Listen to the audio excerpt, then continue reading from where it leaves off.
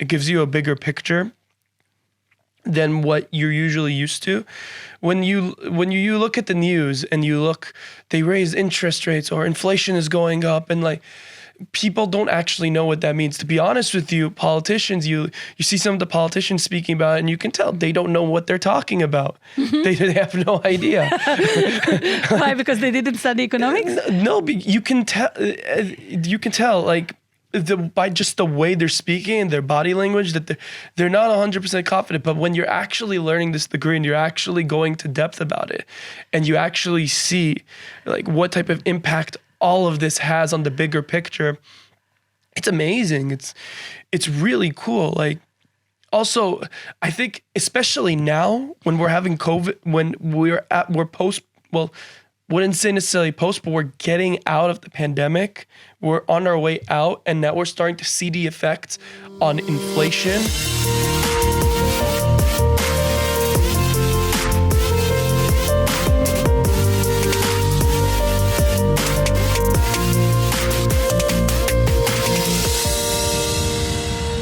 Hi everyone, and welcome to a new episode in our podcast, The Future Economist, where we talk about economics, education, the education of economists.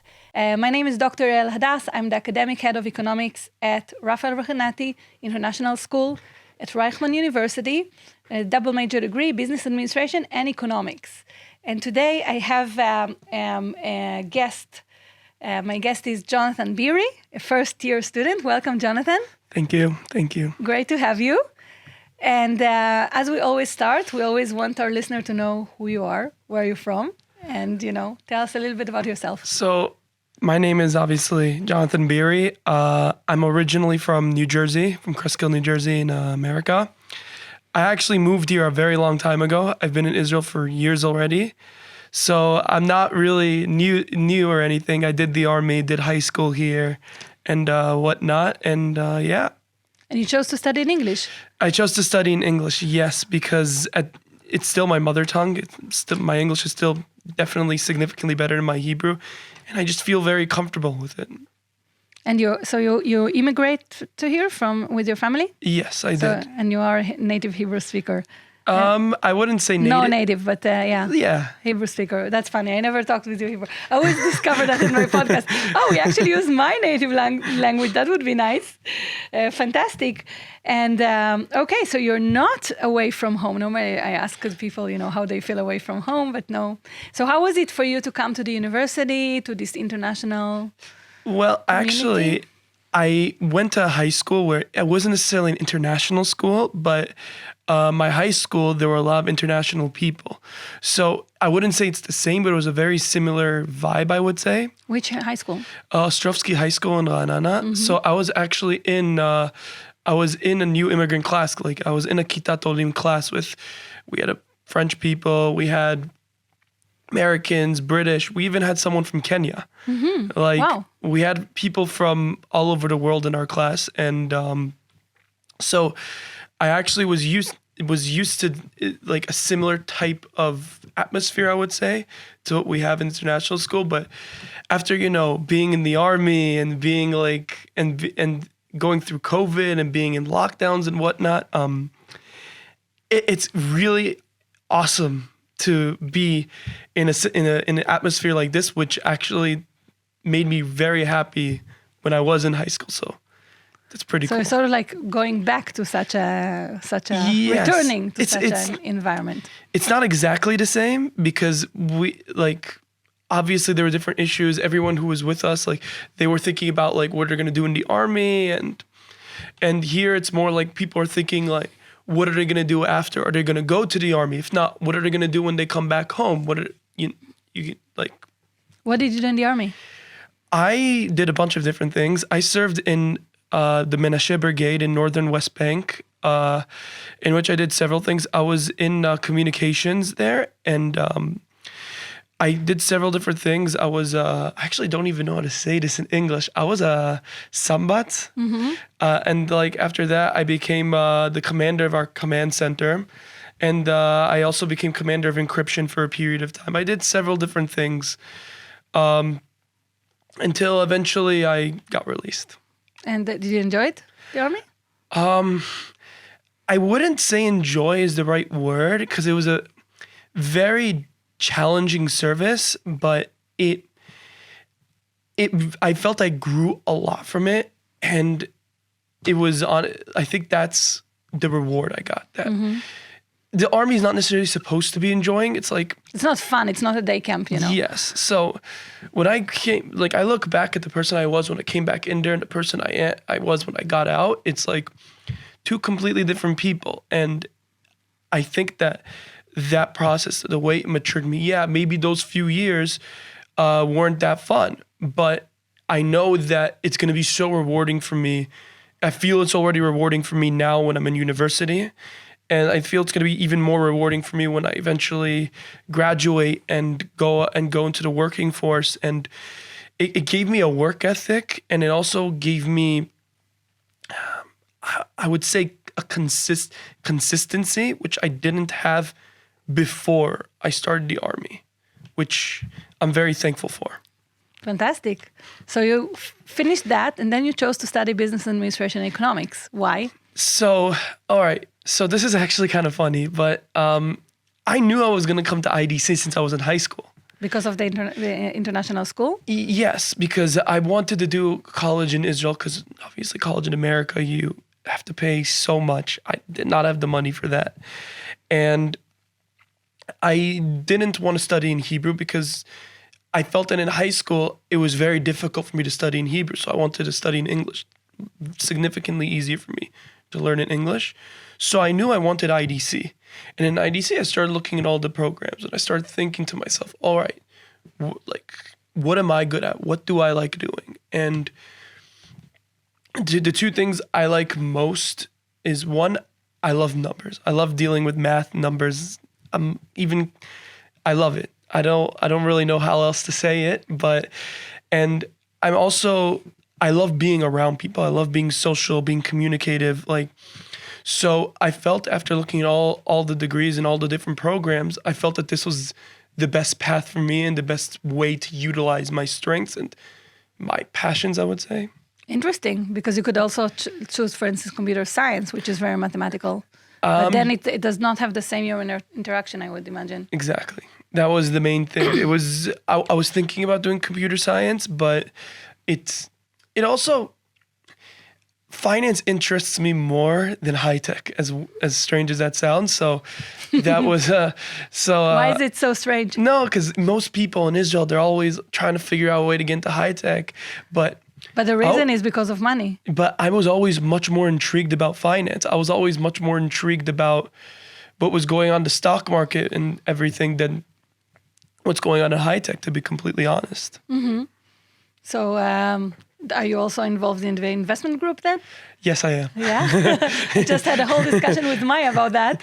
Yes, I was with Maya in Fundamentals in the Fundamentals group this past year. It was great. Yeah, what did you like about it?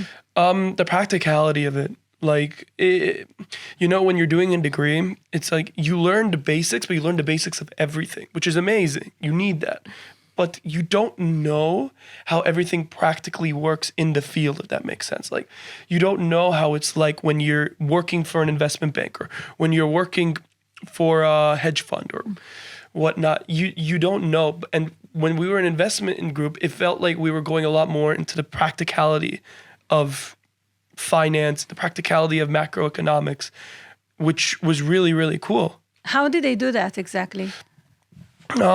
They would presented you cases, or what? They would just first of all, we would go in the beginning of each session, we would start with a story of a week or two stories during the week that happened, and someone would come up and explain in their words what happened. For example, I remember I did one on Spider-Man No Way Home when it broke box office records during COVID, and we would have to explain the impact it has on the economy and why this event is so significant, and offering us the opportunity to.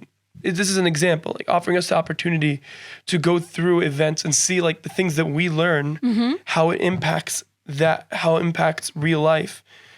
I think that's really, really cool. That's really awesome. So we should bring more real life into our class as well. Yes. What kind of job would you like to have? Like, did you think about your Yes, that's actually an amazing question. Really? Yeah, I'm trying to. Wait, tell me, how old are you? I'm 23. Okay. My goal is to get into investment banking in Wall Street. Okay. That's my goal. I've been laying the foundations in a way since I've gotten here. That's been the goal since I started IDC. And you saw my LinkedIn post, that I'm looking for an internship in New York. And I think I shared it, right? yeah, you did. I actually, I think my dad thanked you for that, actually. I shared it because I have many friends who work in investment banking. Thank you so much. Thank you so much. I've been trying to build the foundations of that. It's funny because most people who come to IDC, they're trying to stay and do Aliyah. I've already been here. I've done the army. I've done everything. I love Israel, but I feel like it's time after IDC to take a different direction in my life. And New York is either in Israel the place I most connect with. And not just that, I think that doing investment banking there it's the best place in the world to do investment banking. So I've been sort of laying the foundations, doing different things, trying to educate myself as much as possible, and also been trying to build my connections here as much as possible. How? Different things, just going to networking events, trying to speak to as many different people as possible. For example, our investment group, they bring a lot of presenters that are from the field. So I just trying to communicate with them, trying to build my network as much as possible, and also honestly just trying to learn as much as I can from, in particular, macro and finance. And and hopefully I'll get there. What draws you in investment banking particularly? Say it again. Why do you want particularly investment banking? What kind of roles are attracting you there? Investment bank. First of all, I think that just be completely honest. First of all, I think it's very good money, and I think it's a very good way of starting off.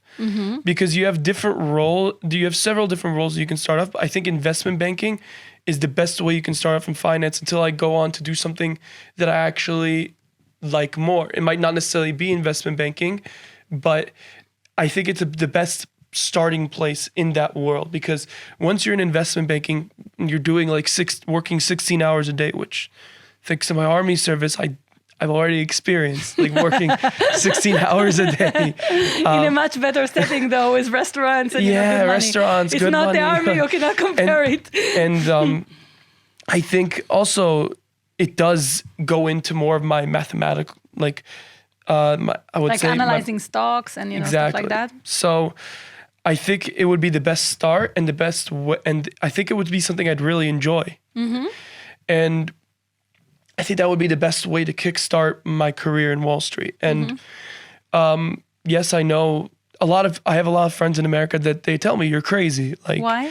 Because they say I would never start with investment banking. Why? Because it's such hard work. They say I'll die. Because of the hours? Yeah, they told me it's crazy, but well, you can always start and then decide you don't like it and do something else. No, I think I'd be fine, because as long as I enjoy something, I can go 16, 17 hours. It's not a problem for me. And I think it's something I would very much enjoy. So I think it's the best way to start. I think I'd really enjoy it. And yeah, I think it'd be great. Sounds like you have put a lot of thought into it. Yeah.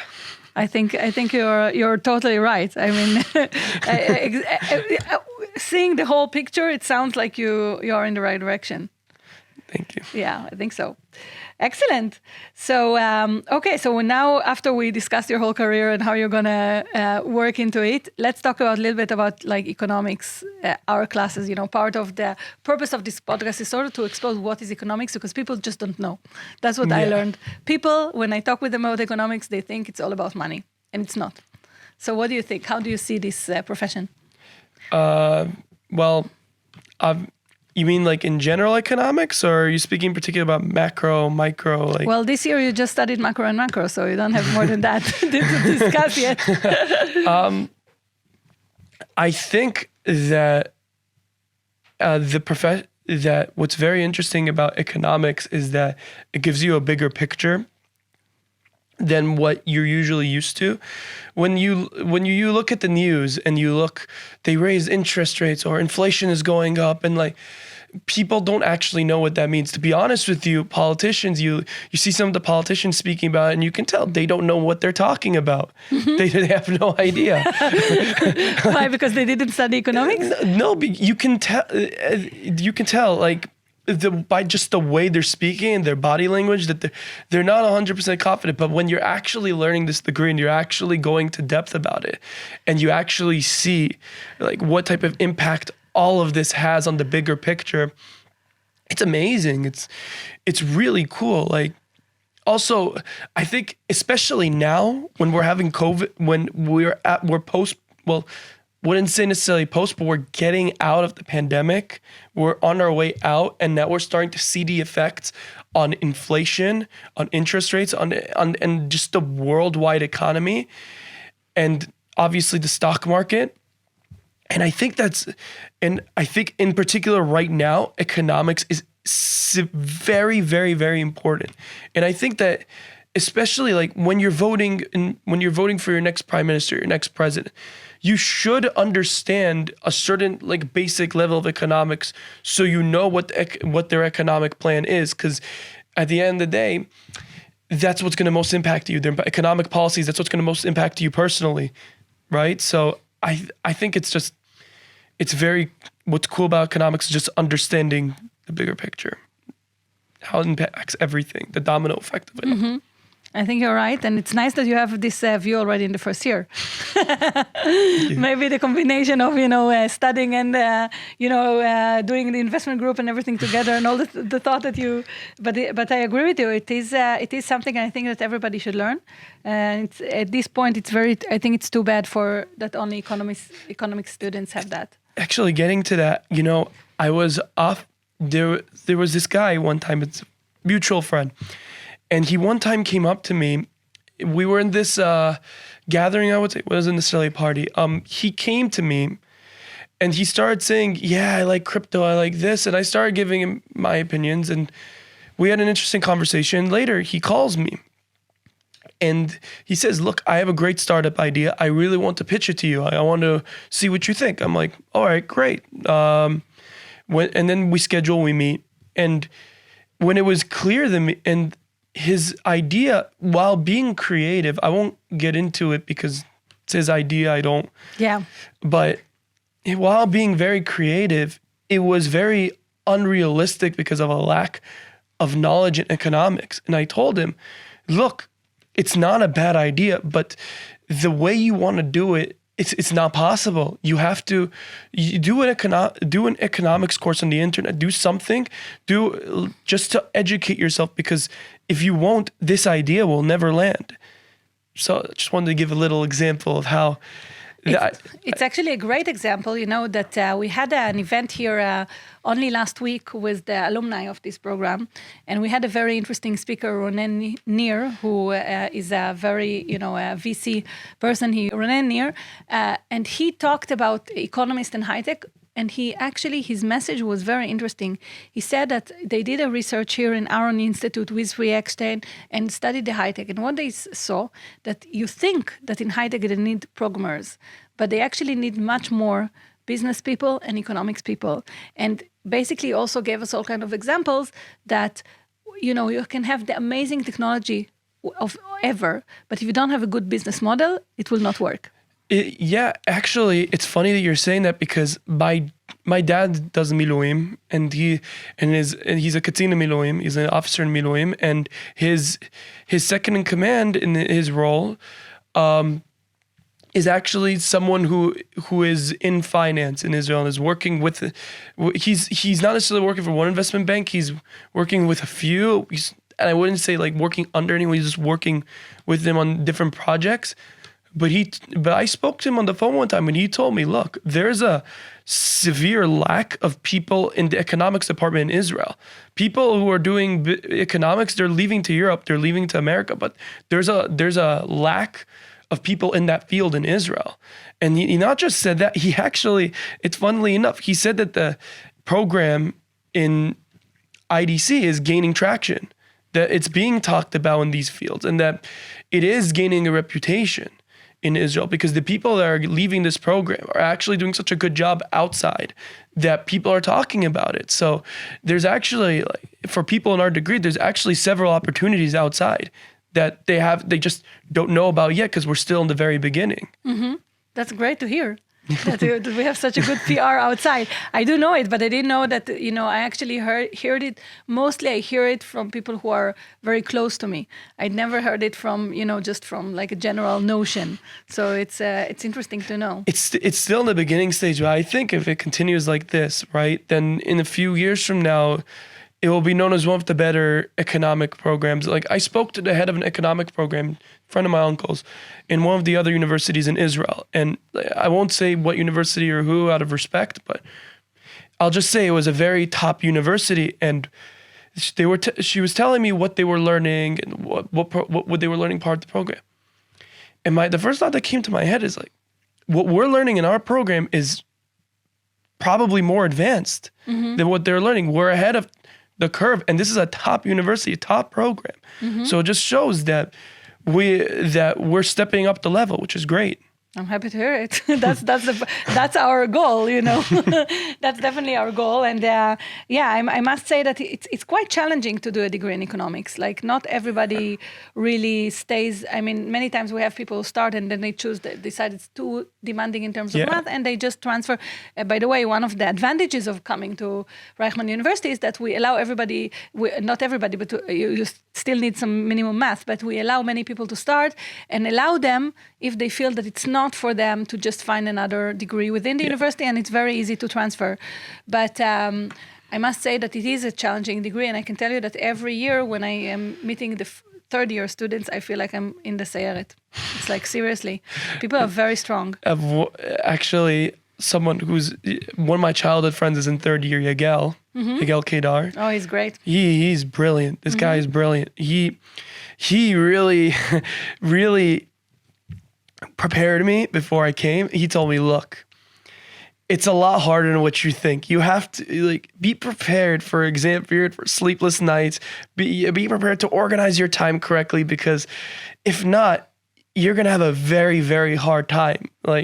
And he actually, I appreciated his warning, because I actually ended up doing very good in the first semester thanks to a lot of the advice he gave me. So he was telling me about the other people that are with him, and very high level, very, very, very high level. Absolutely. Yeah, it's fair. Every group that goes out of here is a very strong group. Yes. I can't even say that, someone is weak. It's like, if you pass the 3 years, you're strong. Yeah. Don't worry about it. Yeah. Absolutely. Fantastic. Okay, that's so nice to hear. By the way, you sort of give me ideas of how to help the first-year students with the third years. It's actually interesting to hear about this sort of preparation that he gave you, sort of like head start. Yes.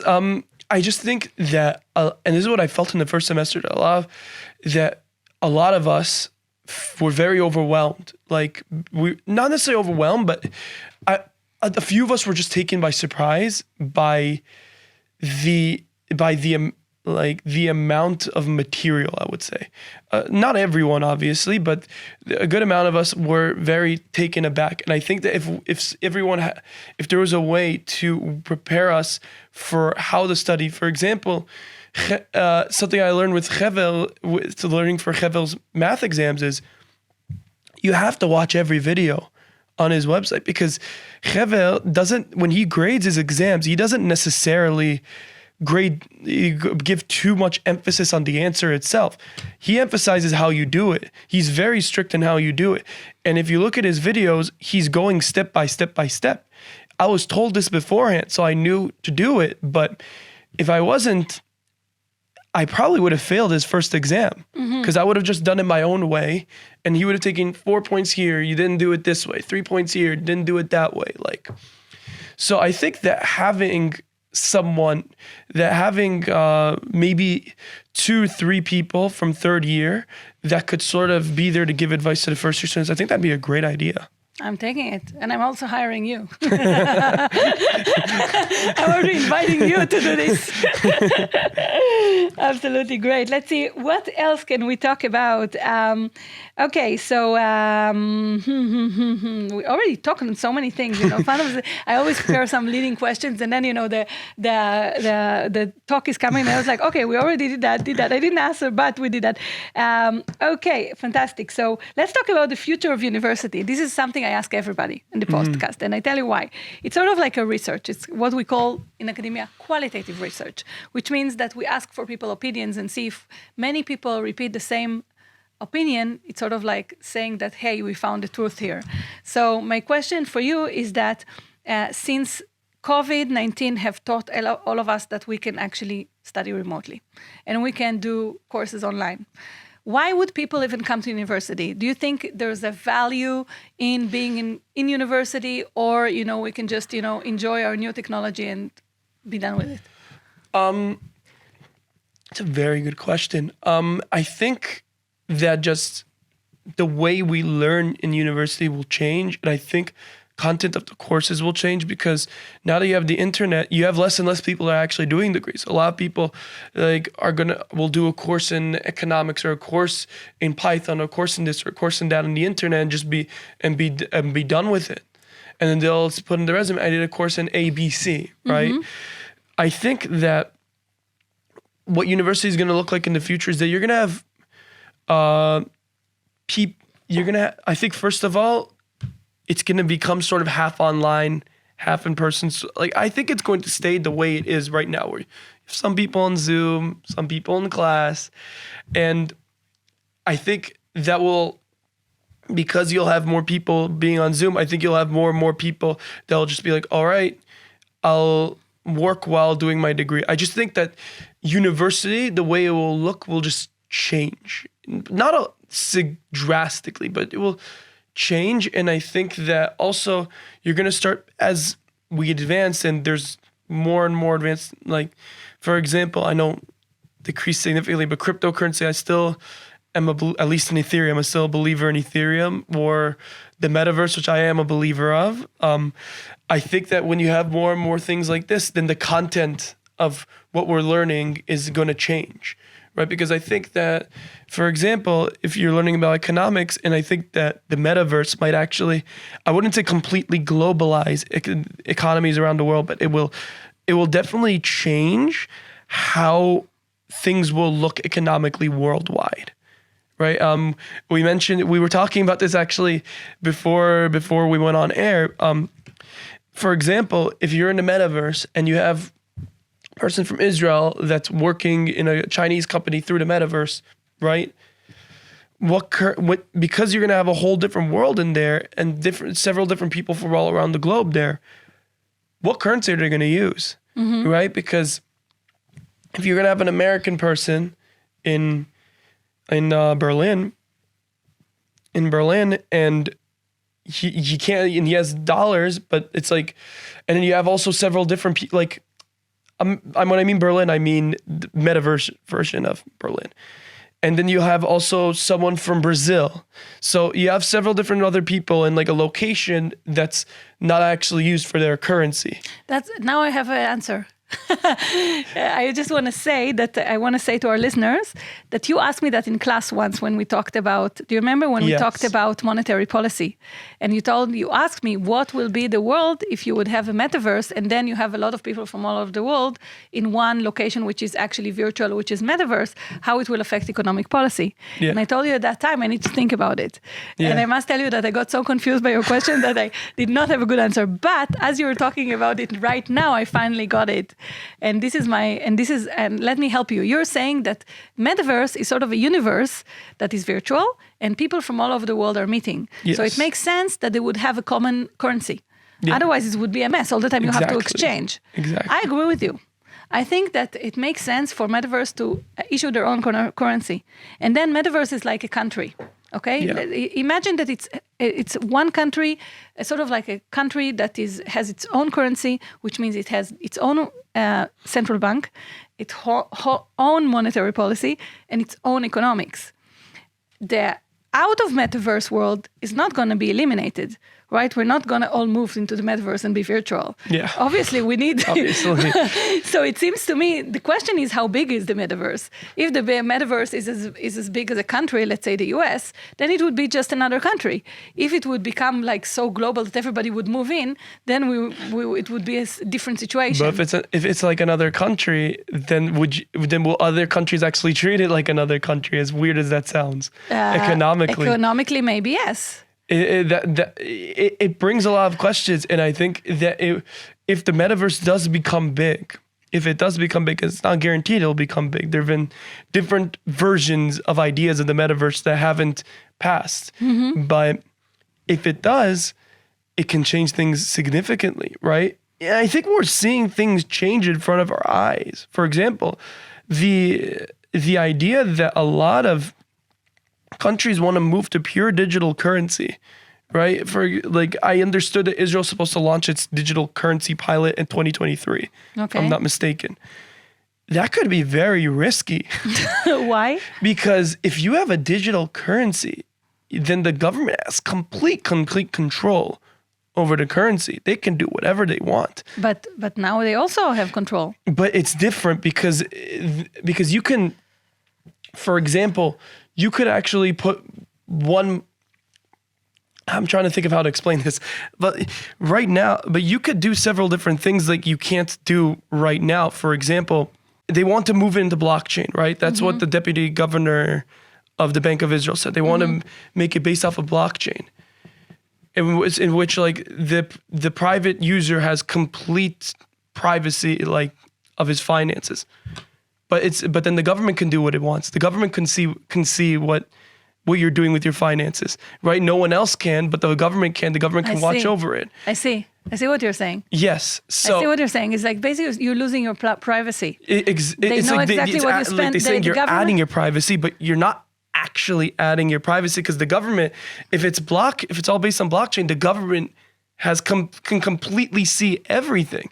So it's as if you'll have extra privacy. But no, it's not, because the government can see everything you're doing because it's a blockchain currency. So it can see everything, right? So I think that makes it a bit risky. Interesting. And in terms of privacy. Yes. I see. Interesting. As usual, Jonathan, you're challenging me with new ideas. So that's fine, because that's how I'm never getting bored. So that's good. I have not answered about that. I do not have answer about that. I have to think about it as well. But I'm really happy that we got sort of like, I am happy about the fact that we discussed the metaverse and the idea of maybe looking at it as a country. I don't know if it's true or not. I don't know if that would happen. But I think your intuition that there should be a currency for the metaverse makes complete sense to me. Yeah. Yeah. We don't know yet, but I think we're still. I think there's a lot of things that are going to happen in the next decade that will significantly change everything. Yes. We're in the middle of a revolution, actually. A digital revolution. Yeah, but people are with crypto. People are either like completely against it or completely for it. But I think we have to learn from history here. The crypto is going down right now, but it's not dead at all. We have to learn from the dot-com crisis. Okay. Right? In the dot-com crisis, anything that had .com, anything that had a website, even if it was a company that was awful, like that was managed awfully and just wasn't good, was getting invested in because they're like, oh, it has a website. And back then, the internet was a technology people didn't understand. Yes. Just like right now, blockchain is a technology people don't completely understand. So don't count on crypto. I'm not saying people... Well, don't count on the fact that crypto will die. What I'm thinking is that people were investing in every type of crypto, any type of crypto that they saw. They're like, oh, that looks cool. Oh, that sounds cool. For example, the people don't ask themselves the question, does it have proof of work? How how advanced is the technology? What's it based off of? People never ask themselves questions like that. But now that a lot of people are losing a lot of money and the crypto market's down, I think that in the future you will see a lot more people asking themselves this question, just like what happened in the dot-com crisis. So with crypto, it's not dead. It's not dead. And I think that people will just be smarter about it when it comes to investing. And I think at first I agree with you. I don't think it's dead. I don't know if people, like everybody mourning it as if it's dead, but I do think that people did not ask themselves all these questions because they just didn't know. Sort of like also with the dot-com bubble, people didn't know to evaluate the technology. So they say, oh my God, I don't know if this makes sense or not, but I'll put some money in it because I want to, maybe it will be like the next Google or something. This is the reason I actually am only invested in Ethereum. Nothing else. It's the only crypto I really believe in. Mm-hmm. But why? Why do you believe in it? Because, first of all, it has proof of work. That's the first thing that should always be checked. Okay.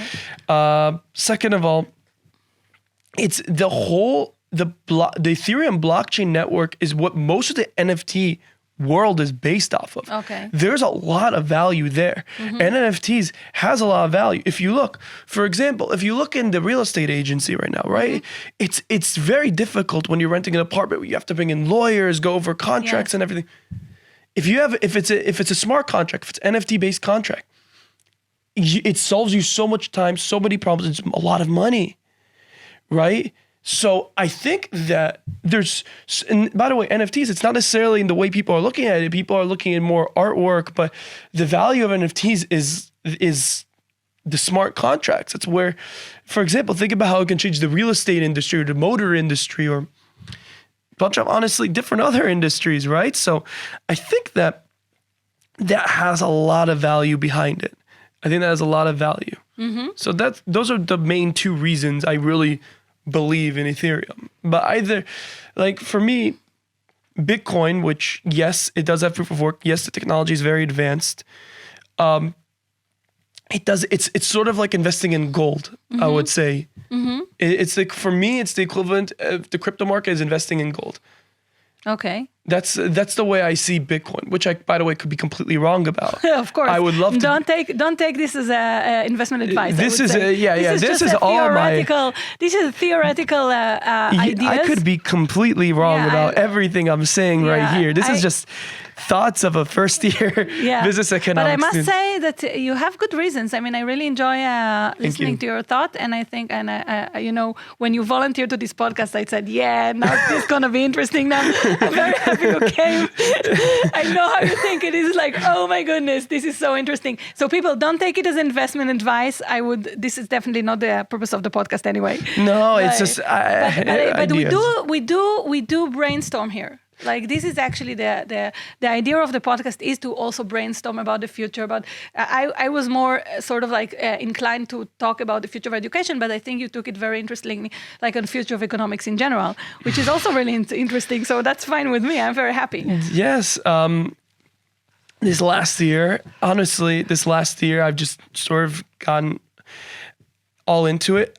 When there's something I have a goal for, I just go all at it. I just go do everything. Doesn't matter what it is. So my goal was, I didn't know anything coming into this year. So I was just like, okay, I have a lot to learn. I have to start from somewhere. And I read as much as I can, spoke to as many people in the industry as I can, just experience as much as I can in order to educate myself. Excellent. I think many people should take this sort of example. No, I still have a lot to learn. That's fine. You're only first year. Don't worry. We learn the whole life. We're on lifelong learning journey. Don't worry about that. But excellent. I think we need to finish, but it was such a treat. Thank you so much for being here. Thank you. It was really a pleasure. Thank you. And I have to finish with my address to people. This was the Future Economist podcast. Thank you so much for being with us. This is Jonathan Beeri and Dr. Yael Hadass, Academic Head of Economics of Business Administration and Economics. And if we made you interested in our program, check us on the website of Reichman University and subscribe to our podcasts. And see you in the next episode. Bye.